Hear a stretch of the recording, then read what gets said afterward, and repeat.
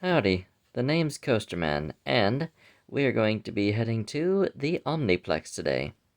Or at least, it used to be the Omniplex. It is actually called the Science Museum of Oklahoma City. Though I do prefer the name Omniplex, I do have to admit, a science museum is a science museum no matter the name. So, we're about to step into the door, as soon as... as soon as we get into the car and get up there, and I'll meet you there. My first destination is space. Destination space, as a matter of fact. This place is my top priority because of one exhibit in particular. It's not quite this one, though this is pretty cool, I'll have to admit. What I'm going for, hopefully, is something in this segment entirely. So, let's hope. Alright, so right behind me is Project Mercury. It's basically a space launch simulator, and I've been told that I'll be able to ride it, so I'll give my review afterwards. I have to admit, a space launch simulator here is actually pretty cool. I'm mildly annoyed that I walked past it the first time around. It's in the corner, and I didn't really know what I was looking for. So, yeah, Project Mercury. Who would have thunk it? Anyway. Time to look at some more exhibits. So, join me for more. This was what I was thinking was the space launch simulator, the Apollo mission simulator. So, let's take a good look at this exhibit, shall we? Constructed in 1962.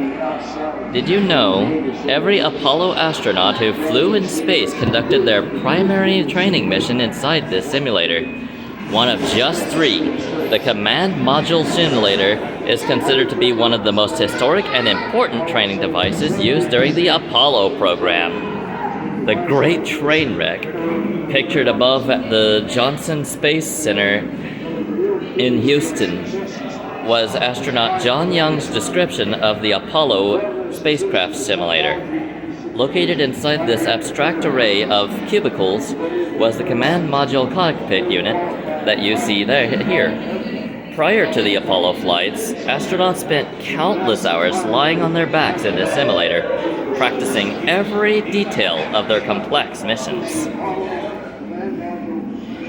So, yeah.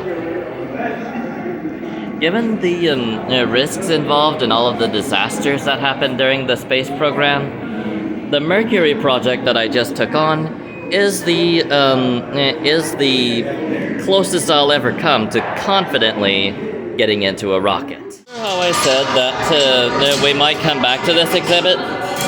Well, this happens to focus on the topic of gravity wells. Essentially, these holes represent the gravity fields around every planet and star. So what we're doing here is observing. Does the holes direct them away from it, or does the holes attract the balls? Well, depending on the momentum, it could be one or it could be the other. So, that ball got attracted to that hole, and sometimes they are directed away from these holes, like that one just was. If you could see it, that is. Alright. I enjoy being able to do this hands-off because I'm actually able to show this off a lot easier. So, yeah. This is the gravity well exhibit. And this is the very first satellite to go into space, Sputnik. This was during the Cold War, where the United States and the Soviet Union were competing to see who could become the superior superpower. So there's a lot of history in this, and I mean like a ton. We have a turntable exhibit. Let's see. So, as you can see, in some of these cases, the turntable can actually keep them on it, and sometimes, well, most of the time, I guess, the things just fly off of it because of its speed. That one that is about to roll like that is going to stay on for at least a little bit. That one in the middle right there is really staying on. Until that exact moment. That's quite impressive, isn't it? Well, it's called the Coriolis effect. So, basically, it's explaining an orbit on a planet. So, as this thing is spinning, the turntable is basically keeping it rolling and spinning at the same time, and because of that rolling, I think that's why it's staying on like that. Of course, I'm not really a scientist and don't really know too much about the Coriolis effect, but hey, you know what? I don't even know if I'm pronouncing it right, but it's still cool. Alrighty, so apparently this is an astronaut's watch called the Omega Speedmaster. One of history's most recognizable and iconic piece of spaceflight hardware. It was specifically designed to withstand the rigors of space and to assist astronauts in their missions. Ever since Wally Schirra wore one on his Mercury spaceflight in 1962, an Omega watch has been on the wrist of every American astronaut to fly in space. That's pretty cool. You would never really think that a watch would be this potent, but you know what? History has a funny way of proving you wrong. Remember how I was saying that the discs were staying on this turntable because they were rolling? Well, look at these guys, and that proves me wrong. So, I think mostly it's because they're in the middle. That's probably a good reason why they're actually staying on the turntable. Because on the edge, there's more force. More force means they have a harder time staying on, as opposed to in the middle, where the force is basically like more towards the middle than it is toward the edge. So, for that reason, they're staying right there. Alright, this is called the Apollo snagging line. Every Apollo aircraft carried a piece of hardware called a snagging line. It was to be used in an emergency only, in case the astronauts landed anywhere outside of the recovery zone after they returned to Earth. So, apparently this was some sort of anchor or something? I'm not entirely sure. Maybe, I don't know. I'm not a rocket scientist, so I really don't know what to say about this. But it's something that Apollo rockets had to deal with, I guess. And this is a Mercury full-pressure spacesuit. This is the spacesuit worn by Mercury astronaut Alan B. Shepard as he trained to become America's first human in space. On May the 5th, 1961, Shepard squeezed into his tiny Mercury spacesuit craft named Freedom 7 and rode a Redstone rocket 116 miles into space on a 15-minute suborbital flight that forever secured his name in history books. Developed for America's original 7 astronauts, the Mercury spacesuit was a direct adaptation of the Navy's Mark IV full-pressure suit developed during the 1950s. Designed to serve only in the case of an emergency cabin depressurization, The suit flew successfully on 6 Mercury flights. Nice! I know that the mission, the Mercury project was a simulation, but I do have to jokingly ask, where was my full pressure spacesuit? I'm just kidding. This here is the Gemini spacesuit. This Gemini Model G4C spacesuit represented a major milestone in the history of the United States space program. Unlike the suits used in the earlier Mercury program that only provided emergency protection against spacecraft depressurization, the Gemini suit was designed to keep an astronaut alive outside his spacecraft. The Dave Clark G4C flight suits were designed for wear by Gemini astronauts. Designers followed the U.S. Air Force approach towards greater suit mobility when they began to develop the spacesuit for the 2-man Gemini spacecraft. The suit was used for the first American spacewalk on Gemini 4 and on all subsequent flights, except the Gemini 7 long-duration mission. Cool! Now we have made it to the Apollo spacesuit. The Apollo-Soyuz test program represented a significant milestone in U.S.-Soviet relations as American astronauts and Russian cosmonauts met and conducted experiments in low Earth orbit. This operation represented a major achievement as the two competing superpowers, and a gesture of goodwill, participated in the handshake in space.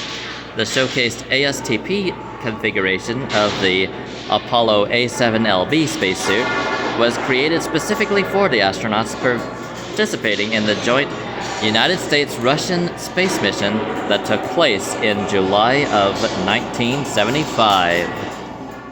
Here we have a hot or cold experiment.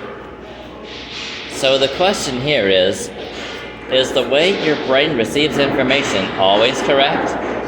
Look carefully, the observation is, look carefully at the coils in the center. I see the green wires right next to them. So, if I can, I might be able to tell that this is warm? Alright. So let's see if if I got that right. I believe that is. Okay. And then one coil at a time. Okay.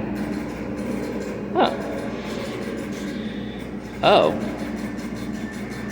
So there's one section that's cold and the other section that's warm. Okay. Alright.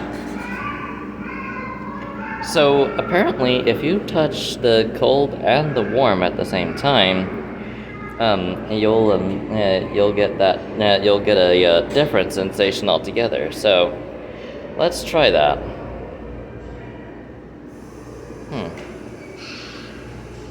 I don't.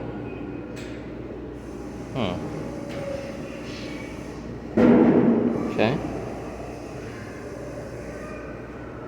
Do you have to do it with both fingers? No, just one finger then? Okay.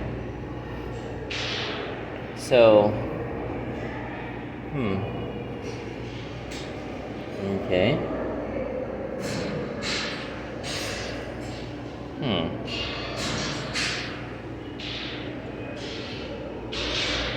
Okay.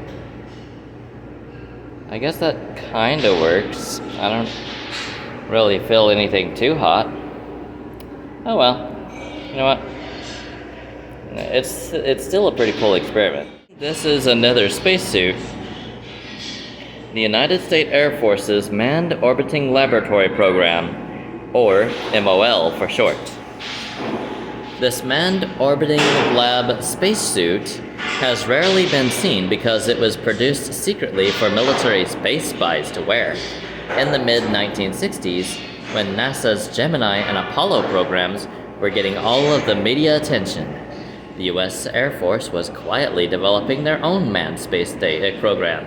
called the Manned Orbiting Laboratory Program, or MOL, the Air Force was planning to send some of their own pilots into space in what would essentially be a 30-day-long spy mission.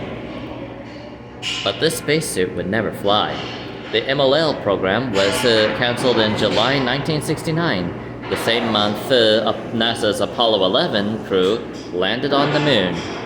The 7 Air Force astronauts in training for the MOL were transferred to NASA, and all would later fly in the disastrous space shuttle missions. I do not envy them at all. As a matter of fact, 2 big disasters would make me would make me glad that I wasn't among them. Okay, so here I'm going to be trying out the no sound and space exhibits. So basically, when I ring this bell in here, you hear no sound. But should I add air?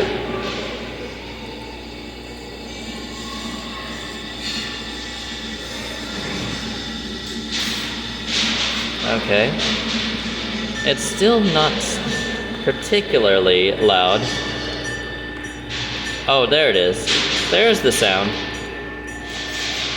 There it is. Alright. So that's a pretty cool experiment that teaches you that sound cannot travel in a vacuum.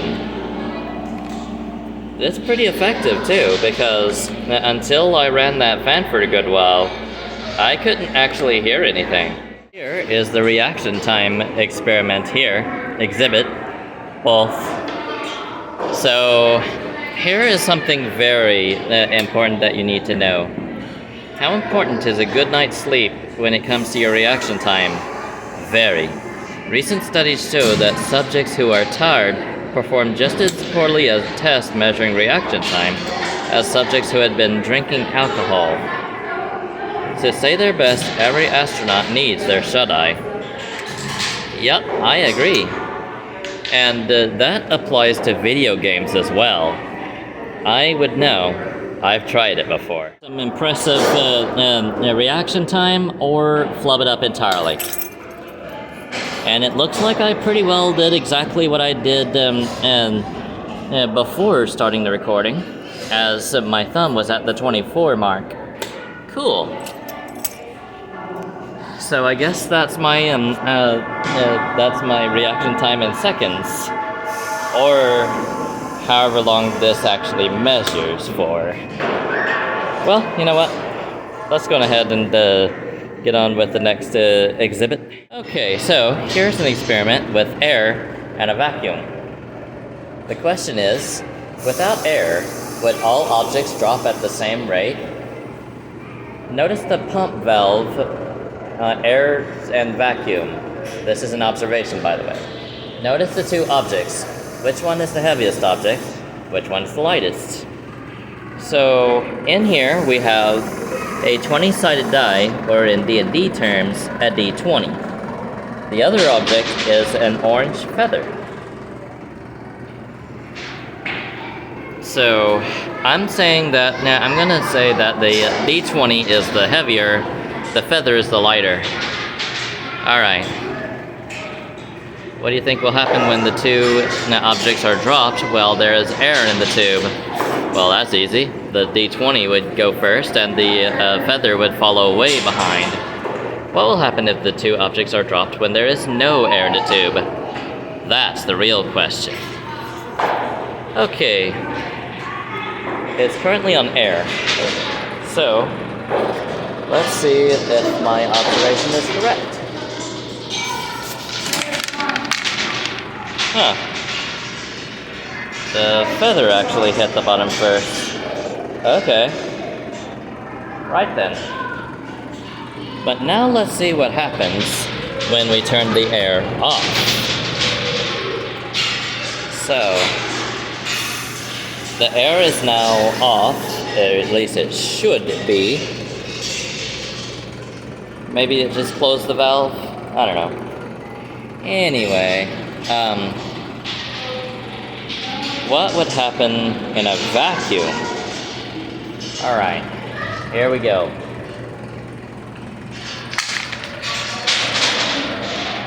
The die still falls pretty fast, but since the feather was hung on something, it came down last. So, interesting. Alright, I guess that about does it for this experiment. Looks like I was wrong on the first one. This is apparently an inertial measurement unit, Apollo's compass. This inertial measurement unit, or IMU, is a critical piece of hardware that allowed Apollo astronauts to navigate to the moon and back.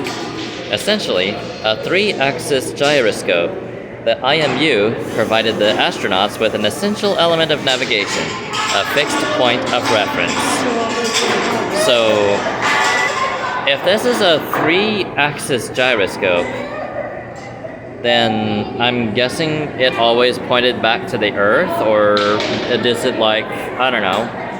What does this do?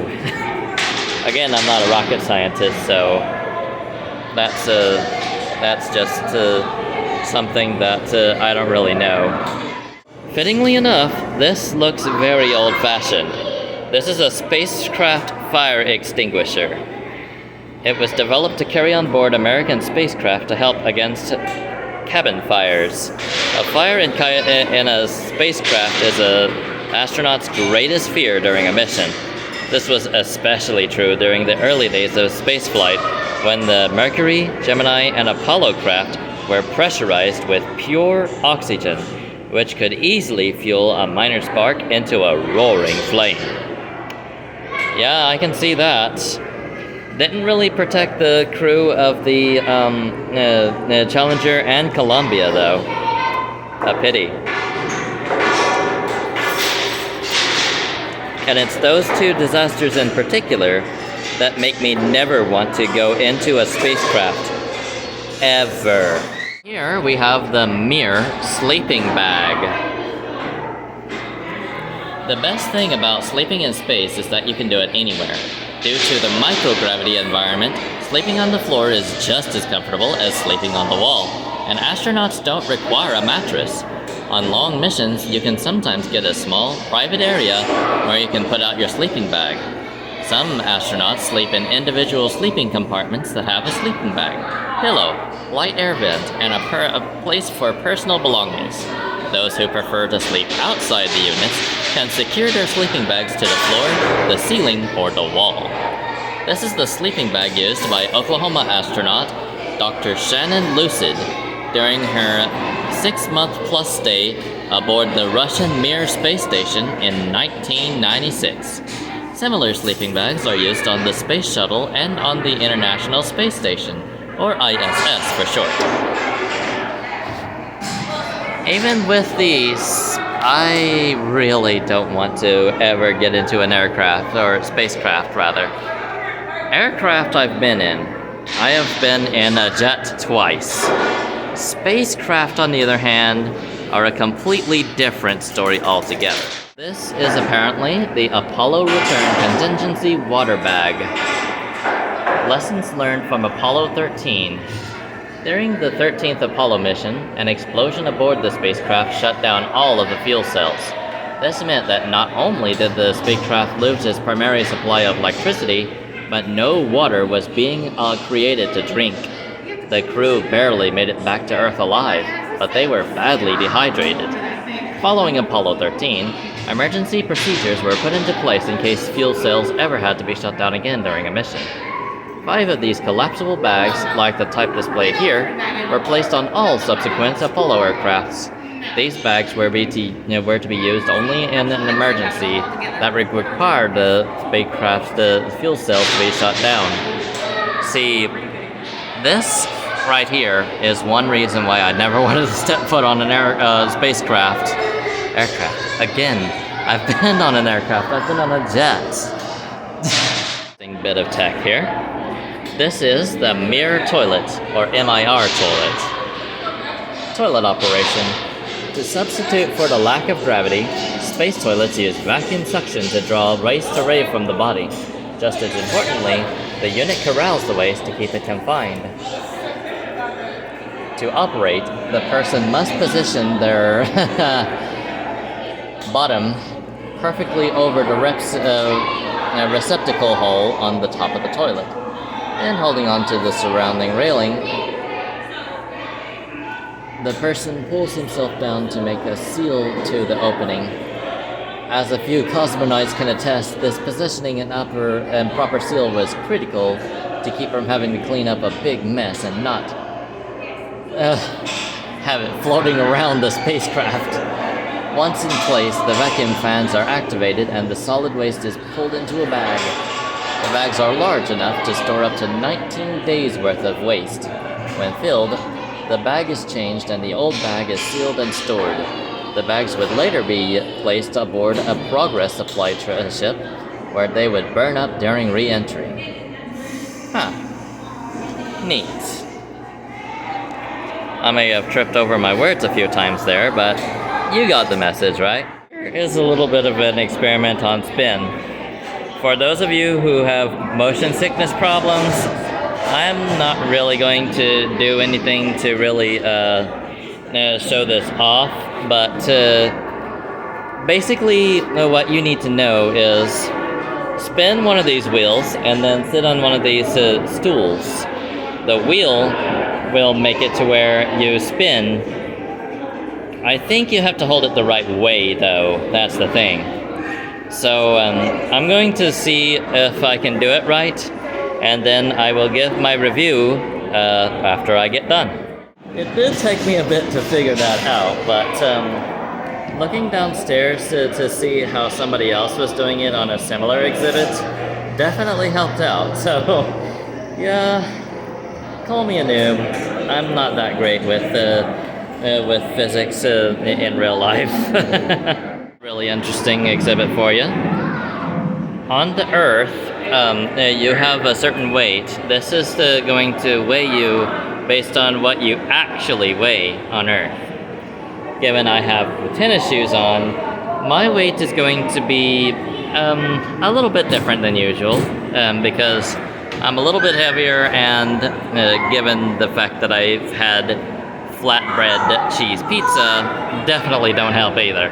So let's go ahead and check out what I weigh, shall we?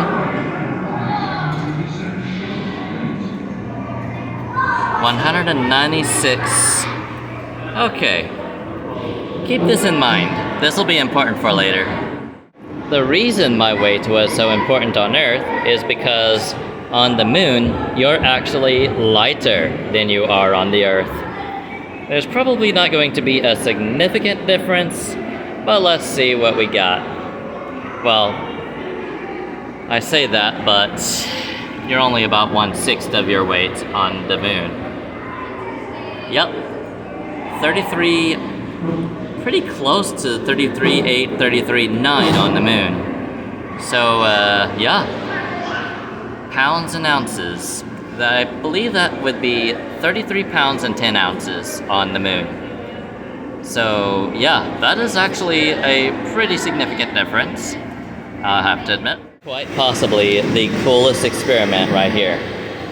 These are called the Bernoulli blowers. Basically, it shows you the low pressure, fast moving air going up, and, well, I don't know.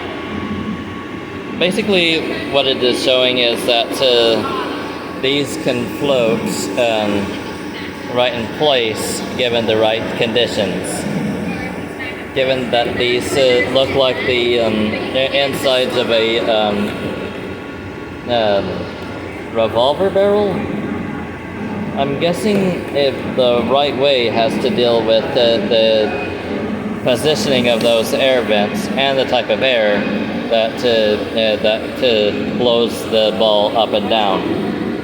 So, yeah, what I was needing to see. Alright, so in order for the ball to fall out of the column of moving air, it must move out of the fast moving air into the slow moving air.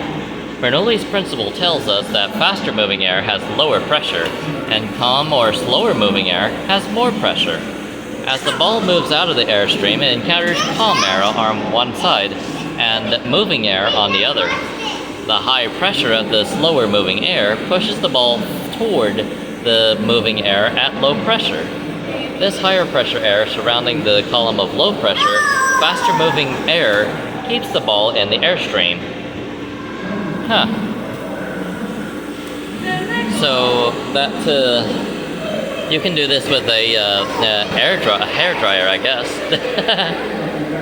Okay, that's pretty cool. The Bernoulli blower is actually pretty cool.